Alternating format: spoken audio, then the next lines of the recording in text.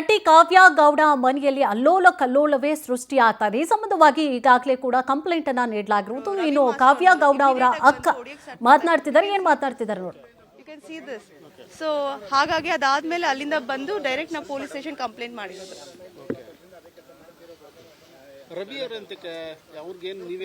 ಅವ್ರು ಯಾರಂತಾನೆ ನನಗೆ ಗೊತ್ತಿಲ್ಲ ಸರ್, ಯಾರಂತಾನೆ ಗೊತ್ತಿಲ್ಲ. ಸಡನ್ ಆಗಿ ಬಂದು ಹೊಡಿಯಕ್ಕೆ ಸ್ಟಾರ್ಟ್ ಮಾಡಿದ್ದಾರೆ. ಯಾರಂತಾನೆ ಗೊತ್ತಿಲ್ಲ. ಅವ್ರು ಆಲ್ರೆಡಿ ಹೊಡೆದಿದ್ದಾರೆ. ಹೌದು, ಯಾಕೆ ಹೊಡಿತಿದ್ದಾರೆ? ಅಲ್ಲಿ ಆಲ್ರೆಡಿ ಒಂದು ಡೈಲಮಾ ನಡೀತಾ ಇದೆ. ಸಡನ್ ಆಗಿ ನಾವು ಹೋದಾಗ ನಾವು ಹೋಗಿದ್ ಇಮಿಡಿಯೇಟ್ ನಮ್ಮ ಮೇಲೆ ಅಟ್ಯಾಕ್ ಆಗುತ್ತೆ ಸರ್. ಇದು ಅಲ್ಲಿ ಕೈಯಲ್ಲೇ ಆಕ್ಚುಲಿ ಬಂದು ಇಲ್ಲೇ ಇಟ್ಕೊಂಡಿದ್ದು. ಇಬ್ಬರೂ ಅಷ್ಟೇ ಇಲ್ಲೇ ಇಟ್ಕೊಂಡು ಹೊಡಿಯಕ್ ಸ್ಟಾರ್ಟ್ ಮಾಡಿದ್ದು. ಹೌದು, ನಾನೇ ಪೊಲೀಸಿಗೆ ಕಾಲ್ ಮಾಡಿ ಈ ತರ ನನ್ನ ತಂಗಿಗೆ ಅಸಾಲ್ಟ್ ಆಗ್ತದೆ, ಪ್ಲೀಸ್ ಬನ್ನಿ ಹೆಲ್ಪ್ ಮಾಡಿ ಅಂತ. ಅವಳು ಕೊಟ್ಟಿದ್ದಾಳೆ, ನನ್ ಮೇಲೆ ಅಸಾಲ್ಟ್ ಆಗಿದೆ ಅಂತಾನೆ ಕೊಟ್ಟಿದ್ದೀರಿ.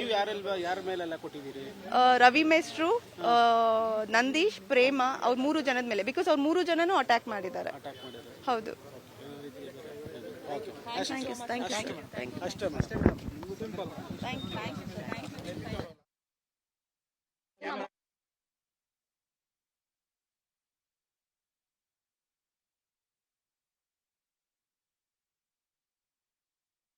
ಮೇಲೆ ಆರೋಪ ಮಾಡ್ತಿದ್ದಾರೆ, ಅವರು ಇವ್ರ ಮೇಲೆ ಆರೋಪ ಮಾಡ್ತಿದ್ದಾರೆ. ಎಸ್, ಈಗ ಪ್ರೇಮ ಮತ್ತು ಕಾವ್ಯ ಏನಿದ್ದಾರೆ ವಾರ್ಗಿತ್ಯರು, ಇಬ್ರು ಸಹೋದರರು ಇರ್ತಾರೆ. ಅವರನ್ನ ಮದುವೆ ಆಗಿರುವಂಥದ್ದು ಈ ಹೆಣ್ಣುಮಕ್ಕಳು ಕಾವ್ಯ ಜೊತೆಗೆ ಪ್ರೇಮ ಇಬ್ರು ಕೂಡ. ಸೊ ಇಲ್ಲಿ ವಿಚಾರಗಳು ಅವ್ರು ಹೇಳ್ತಾ ಇರುವಂಥದ್ದು ಮನೆ ವಿಚಾರಕ್ಕೆ ಸಂಬಂಧಪಟ್ಟ ಹಾಗೆ ಇಲ್ಲಿ ಗಲಾಟೆ ಆಗ್ತದೆ. ಆಸ್ತಿ ವಿಚಾರಕ್ಕೆ ಒಬ್ಬರ ನಡುವೆ ಒಬ್ಬರಿಗೆ ಮಾರಾಮಾರಿನೇ ಆಗಿಬಿಟ್ಟಿದೆ. ಚಪ್ಪಲನ್ನು ಹಿಡ್ಕೊಂಡು ಹೊಡೆದಾಟವನ್ನು ನಡೆಸುವಂಥ ಹಂತಕ್ಕೆ.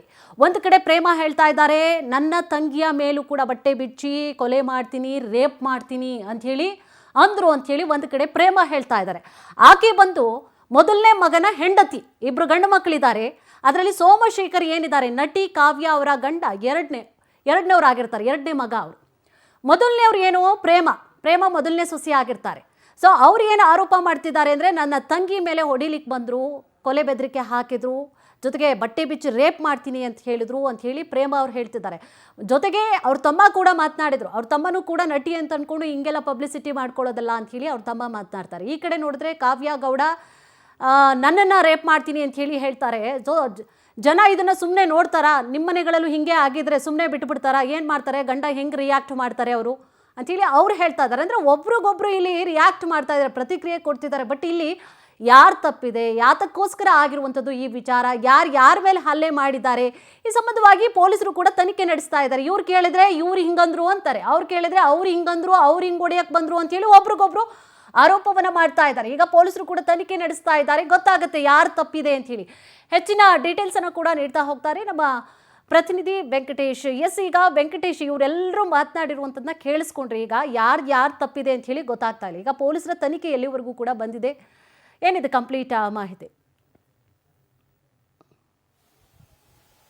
ಕುಸುಮ, ಘಟನೆಗೆ ಸಂಬಂಧಪಟ್ಟಂತೆ ಈಗಾಗಲೇ ರಾಮಮೂರ್ತಿ ನಗರ ಪೊಲೀಸರು ಕೂಡ ಇಬ್ಬರ ಒಂದು ಕರೆಸಿ ಹೇಳಿಕೆಗಳನ್ನು ದಾಖಲಿಸಿಕೊಂಡಿದ್ದಾರೆ. ಈ ಮೊದಲು ಕೂಡ ಪ್ರೇಮ ಅವರು ಅವರ ದಂಪತಿ ಜೊತೆ ಬಂದು ವಿಚಾರವನ್ನ ತಿಳಿಸಿದ್ರು. ಅಂದ್ರೆ ಏನಾಯ್ತು ಅಂತ ಹೇಳಿ ಈಗಾಗಲೇ ಏನು ಅವರ ಮಾವ ಅವರು ಕೂಡ ಒಂದು ಬಿಲ್ಡಿಂಗ್ ಏನಿದೆ ಅದರಲ್ಲಿ 3 ಫ್ಲೋರ್ಗಳಿದೆ, ಅದರಲ್ಲಿ ಪ್ರತ್ಯೇಕವಾಗಿ ವಾಸವನ್ನ ಮಾಡ್ತಾ ಇದ್ದೇವೆ, ವಿನಾಕಾರಣವಾಗಿ ಬಂದು ಅವರು ಗಲಾಟೆಯನ್ನ ಮಾಡಿದ್ರು. ಕೇಳಕ್ ಹೋದಂತ ಸಂದರ್ಭದಲ್ಲಿ ಅವಾಚ್ಯ ಶಬ್ದಗಳಿಂದ ನಿಂದನೆ ಮಾಡಿದ್ರು ಅಂತ ಹೇಳಿ, ಅನ್ನು ನನ್ನ ತಂದೆಯವರು ಬಂದು ಕೇಳಿದಂತ ಸಂದರ್ಭದಲ್ಲಿ ನಿನ್ನನ್ನು ರೇಪ್ ಮಾಡ್ತೀನಿ ಅಂತ ಹೇಳಿ ಒಂದು ದೂರನ್ನ ಕೊಟ್ಟಿದ್ದಾರೆ. ಆ ರೀತಿಯಾದಂತ ಹೇಳೋದಕ್ಕೆ ಕೂಡ ಹೇಗೆ ಮನಸ್ಸು ಬರುತ್ತೆ? ನಮ್ಮ ತಂದೆಗೆ ಈಗಾಗಲೇ 2 ಹೆಣ್ಣು ಮಕ್ಕಳಿದ್ದಾರೆ, ಒಳ್ಳೆ ಜೀವನ ಮಾಡ್ತಾ ಇದ್ದೀವಿ, ಆ ಥರ ಏನು ಇಲ್ಲ ಅಂತ ಹೇಳಿ. ಅಂದರೆ ಈ ಒಂದು ಕೌಟುಂಬಿಕ ವಿಚಾರ ಹೊರಗಡೆ ಬರಬಾರ್ದು ಅನ್ನೋಂಥ ಕಾರಣಕ್ಕೆ ನಾವು ಕೂಡ ಸಹಿಸ್ಕೊಂಡಿದ್ವಿ. ನಮ್ಮ ತಂದೆಯವರು ಕೂಡ ಹೇಳಿದ್ರು, ನಮ್ಮ ಮಾವರು ಹೇಳಿದಂಥ ಮಾತಿಗೆ ನಾವು ಕಟ್ಟುಬದ್ಧಾಗಿ ಜೀವನವನ್ನು ಮಾಡ್ತಾ ಇದ್ವಿ ಅಂತ ಹೇಳಿ ಕೂಡ. ಈಗ ಕಾವ್ಯ ಅವರು ಕೂಡ ಬಂದು ಈಗ ವಿಚಾರಣೆಯನ್ನು ಮಾಡಿ ಪೊಲೀಸರಿಗೆ ಸ್ಟೇಟ್ಮೆಂಟ್ಗಳನ್ನು ಕೂಡ ಕೊಟ್ಟಿರುವಂಥದ್ದು. ಅವರು ಹೊರಗಡೆ ಬಂದಂಥ ಸಂದರ್ಭದಲ್ಲಿ ಕೂಡ ಏಕಾಏಕಿ ಬಂದು ನನ್ನ ಮೇಲೆ ಹಲ್ಲೆಯನ್ನು ಮಾಡ್ತಾರೆ. ನಮ್ಮ ಮನೆಯಲ್ಲಿ ಕೆಲಸ ಮಾಡ್ತಾ ಇದ್ದಂತಹ ಒಂದು ಯುವತಿ ಏನಿರ್ತಾಳೆ ಅವರು ಆ ಮನೆಗೆ ಹೋಗಿರ್ತಾಳೆ. ಹೋದಂಥ ಸಂದರ್ಭದಲ್ಲಿ ಸೊ ಆಕೆ ಏನು ಪ್ರೇಮ ಏನಿದ್ದಾರೆ ಅವರು ಕೂಡ ಬೈಯುವಂಥ ಕೆಲಸ ಮಾಡ್ತಾರೆ. ನಾನು ಹೋಗಿ ಪ್ರಶ್ನೆ ಮಾಡೋದಕ್ಕೆ ಈ ರೀತಿ ಆಗಿದೆ. ಜೊತೆಗೆ ನನ್ನ ಮಗಳ ಮೇಲೆ ಒಂದು ಹಲ್ಲೆಯನ್ನು ಮಾಡ್ತಾರೆ. ಯಾವುದೇ ಒಂದು ತಾಯಿ ಆದರೂ ಕೂಡ ಮಗಳ ಮೇಲೆ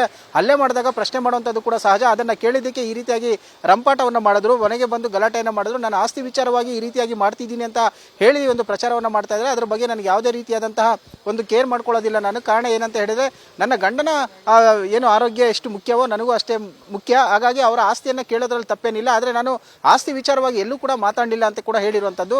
ನಿನ್ನೆ ಏಕಾಏಕಿ ಬಂದಂಥವರೇ ಕೂಡ ಚಾಕುವಿನಿಂದ ತನ್ನ ಗಂಡನಿಗೆ ಹಲ್ಲೆಯನ್ನು ಮಾಡ್ತಾರೆ, ನನ್ನ ಮೇಲೆ ಕೂಡ ಹಲ್ಲೆಯನ್ನು ಮಾಡ್ತಾರೆ. ಕೇಳ ನೋಡಕ್ಕೆ ಬಂದಂತಹ ನನ್ನ ಸಹೋದರಿ ಭವ್ಯ ಅವರ ಮೇಲೆ ಕೂಡ ಹಲ್ಲೆಯನ್ನು ಮಾಡಿದ್ರು. ಈಗಾಗಲೇ ಆಸ್ಪತ್ರೆಗೆ ತೆರಳಿ ಒಂದು ಟ್ರೀಟ್ಮೆಂಟ್ ಅನ್ನು ತೆಗೆದುಕೊಂಡು MLC ರಿಪೋರ್ಟ್ ಅನ್ನು ಕೂಡ ತೆಗೆದುಕೊಂಡಿದ್ದೀನಿ. ಈಗ ಬಂದು ಒಂದು ದೂರನ್ನು ಕೂಡ ಕೊಟ್ಟಿದ್ದೀನಿ. ಇದಕ್ಕೆ ಸಂಬಂಧಪಟ್ಟಂತೆ ಪೊಲೀಸರು ಏನು ತನಿಖೆಯನ್ನು ಮಾಡ್ತಾರೋ ಅದು ಮಾಡಲಿ. ಯಾವುದೇ ಕಾರಣಕ್ಕೂ ಕೂಡ ನಾನು ಕಾನೂನು ಬಿಟ್ಟು ಹೊರಗಡೆ ಹೋಗೋದಿಲ್ಲ. ನಾನು ಸಾಕಷ್ಟು ವರ್ಷಗಳಿಂದ ಕೂಡ ಇಂಡಸ್ಟ್ರಿಯಲ್ಲಿ ಇದ್ದೀನಿ. ನಾನು ವಿನಾಕಾರಣವಾಗಿ ಯಾರನ್ನು ಕೂಡ ತೇಜೋವಧೆ ಮಾಡಲ್ಲ ಅನ್ನುವಂತಹ ಮಾತುಗಳನ್ನು ಕೂಡ ಹೇಳ್ತಾ ಇರುವಂತದ್ದು. ಜೊತೆಗೆ ಅವರ ಸಹೋದರಿ ಭವ್ಯ ಅವರು ಕೂಡ ನಿನ್ನೆ ಘಟನೆ ಆದಂತಹ ಸಂದರ್ಭದಲ್ಲಿ ನಾನು ಜೊತೆಲಿದ್ದೆ, ಯಾವುದೇ ರೀತಿಯಾದಂತಹ ಏನು ನಮ್ಮ ಕಡೆಯಿಂದ ತೊಂದರೆ ಆಗಿಲ್ಲ ಅನ್ನುವಂತಹದನ್ನು ಕೂಡ ಅವರು ಹೇಳ್ತಾ ಇದ್ದಾರೆ. ಸದ್ಯ ಪೊಲೀಸರು ಕೂಡ ದೂರು ಪ್ರತಿ ದೂರನ್ನು ತೆಗೆದುಕೊಂಡಿದ್ದಾರೆ. ಇಬ್ಬರ ಹೇಳಿಕೆಗಳನ್ನು ಕೂಡ ದಾಖಲಿಸಿಕೊಂಡಿದ್ದಾರೆ. ಮುಂದೆ ಇದು ಎಲ್ಲಿಗೆ ಹೋಗುತ್ತೆ ಅನ್ನೋದು ಕೂಡ ನೋಡಬೇಕು. ಅಂದ್ರೆ ಆ 4 ಗೋಡೆಗಳ ಮಧ್ಯೆ ಇರಬೇಕಾದಂತಹ ಈ ಒಂದು ಕೌಟುಂಬಿಕ ವಿಚಾರ ಈಗ ಬೀದಿಗೆ ಬಂದಿರುವಂತಹದ್ದು ನಿಜಕ್ಕೂ ದುರಂತ ಅಂತಾನೆ ಹೇಳಬಹುದು.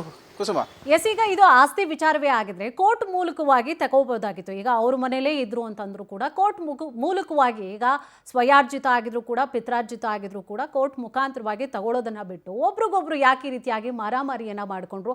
ಅವ್ರ ತಂದೆ ತಾಯಿ ಏನ್ ಹೇಳ್ತಾರೆ ಹೋಗ್ಲಿ ಈ ವಿಚಾರ ಸಂಬಂಧವಾಗಿ? ಕುಸುಮ, ಇಲ್ಲಿ ಪ್ರಮುಖವಾಗಿ ಏನಂತ ಹೇಳಿದ್ರೆ ಸೋಮಶೇಖರ್ ಮತ್ತು ಅವರ ಗಂಡ ಏನಿದ್ದಾರೆ ಅವರ ಸಹೋದರರಾಗಿರುವ ಕಾರಣವಾಗಿ ನಂದೀಶ್ ಅವರು ಈ ಒಂದು ಆಸ್ತಿಯ ವಿಚಾರವಾಗಿ ಎಲ್ಲೂ ಕೂಡ ಇದುವರೆಗೂ ಮಾತಾಡಲಿಲ್ಲ. ಯಾಕಂದ್ರೆ ಪ್ರೇಮ ಅವರ ಕುಟುಂಬ ಕೂಡ ಸಾಕಷ್ಟು ದೊಡ್ಡ ಮನೆತನವಿರುವಂತಹದ್ದು, ಆಸ್ತಿವಂತರಾಗಿರ್ತಾರೆ, ಸ್ಥಿತಿವಂತರಾಗಿರ್ತಾರೆ. ಅವರ ರಿಲೇಷನ್ನಲ್ಲೇ ಆಗಿರೋದ್ರಿಂದಾಗಿ ಮದುವೆ ಆಗಿರುವಂಥದ್ದು. ಆದರೆ ಸೋಮಶೇಖರ್ ಮತ್ತು ಕಾವ್ಯಗೌಡ ಅವರು ಪ್ರೀತಿಸಿ ವಿವಾಹವಾಗಿರುವಂಥದ್ದು. ಹಾಗಾಗಿ ಅವರನ್ನು ಕೂಡ ಸಪರೇಟ್ ಆಗಿ ಇಟ್ಟಿದ್ದಾರೆ. ಅಂದ್ರೆ ಎಲ್ಲಿ ಕೂಡ ಆಸ್ತಿಯನ್ನು ಇದುವರೆಗೂ ಭಾಗ ಮಾಡಲಿಲ್ಲ. ಆದರೆ ಕಾವ್ಯ ಅವರು ತನಗೆ ಮನೆ ಬೇಕು, ಭಾಗ ಬೇಕು, ಆಸ್ತಿ ಬೇಕು ಅಂತ ಹೇಳಿ ಕೇಳ್ತಾ ಇದ್ದಾರೆ ಅಂತ ಹೇಳಿ ಅವರು ಆರೋಪವನ್ನು ಮಾಡ್ತಾ ಇದ್ದಾರೆ. ತನ್ನ ಮಾವ ಅವರು ಏನು ಹೇಳಿದ್ದಾರೆ ಅಂದ್ರೆ ಒಂದು ತುಂಬು ಜೀವನದ ಒಂದು ಕುಟುಂಬವನ್ನ ಇದೆ, ಹಾಗಾಗಿ ಎಲ್ಲೂ ಹೊರಗಡೆ ಹೋಗಬಾರ್ದು, ಕುಟುಂಬದ ಒಂದು ಮರ್ಯಾದೆಯನ್ನು ಕಾಪಾಡಬೇಕು ಅಂತ ಹೇಳಿ ನಮ್ಮ ಮಾವ ನಮಗೆ ಹೇಳಿರುವಂತಹ ಹಿನ್ನೆಲೆಯಲ್ಲಿ ನಾವೆಲ್ಲೂ ಇದುವರೆಗೂ ಕೂಡ ಹೋಗಲಿಲ್ಲ. ಈಗಾಗಲೇ 2-3 ಸಾರಿ ಗಲಾಟೆಯನ್ನು ಮಾಡಿದ್ದಾರೆ ಕಾವ್ಯ ಅವರು.